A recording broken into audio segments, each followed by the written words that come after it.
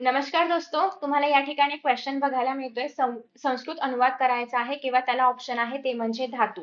आता तुम्ही जर मला विचाराल की यामधला कोणता क्वेश्चन अटेम्प्ट केला पाहिजे, तर बघा मी दोघांवरतीही तुम्हाला व्हिडिओज अपलोड करून दिलेले आहेत. पहिला जे आहे धातू, यामध्ये तुम्हाला एक 6 एक्झाम्पल्स दिले जातात धातूचे आणि त्यापैकी कोणतेही 4 एक्झाम्पल्स तुम्हाला सॉल्व्ह करायचे असतात. त्यापासून सेंटेन्स बनवायचं असतं. आता मी तुम्हाला एक एक्सरसाइज देते. तर याच्यामध्ये तुम्हाला काय करायचं आहे, मी तुम्हाला कोणतेही 4 धातू सांगेल. तुम्हाला याचा सेंटेन्स बनवायचा आहे, पण मला कमेंट बॉक्समध्ये तुम्हाला फक्त विभक्ती सांगायची आहे.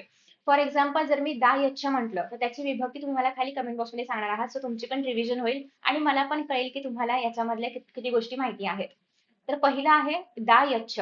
हवं तर मी इथे लिहून देऊ का? पहिला आहे दा यच्छ.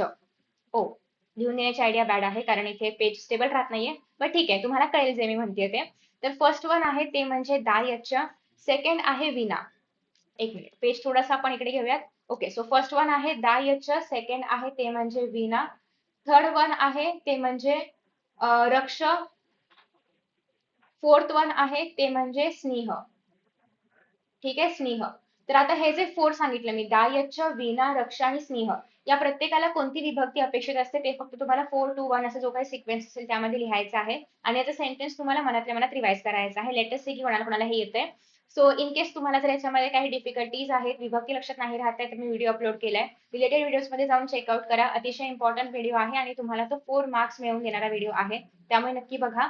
आता दुसरे लोक असे ज्यांना अनुवाद करायचा आहे, ज्यांना धातूमध्ये इंटरेस्ट नाहीये, तर अनुवादसाठी कोणते शब्द केले पाहिजेत ते ऑलरेडी मी एका व्हिडिओमध्ये सांगितलेले आहेत, अनुवादवाल्या व्हिडिओमध्ये.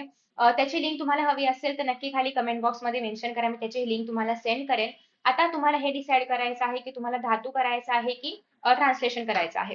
ट्रान्सलेशन करायचं असेल तर सेंटेन्सेस कुठलेही येऊ शकतात. धातू करायचे असेल तर धातू पुस्तकामधलेच येणार. ट्रान्सलेशनसाठी 8, 9, 10 तिघांचे जे चित्रपदकोश आहेत त्याच्यामधलेच क्वेश्चन्स विचारले जातात. सो जे अनुवाद करणार आहे त्यांनी खाली कमेंट बॉक्समध्ये कमेंट करा. मी तुम्हाला पिन कमेंट आय मीन जी कमेंट आहे तर त्याच्यामध्ये रिप्लाय करून सांगेन. त्याचा व्हिडिओची लिंक तुम्हाला सेंड करेन. ठीक आहे. सो अशा पद्धतीने हे तुमचे 2 क्वेश्चन्स होतीलच. आता नेक्स्ट मला सांगा की डिफिकल्टी काय आहे आणि कशावरती मी तुम्हाला व्हिडिओ अपलोड करून दिला पाहिजे. आणि त्यासोबतच जर तुम्ही अजूनही अभ्यास कसा करायचा वगैरे हे व्हिडिओज बघितले नसेल तर रिसेंटली अपलोड केलेले आहेत. प्लेलिस्टमध्ये जाऊन चेकआउट करू शकता. Thank you so much. Best of luck and bye.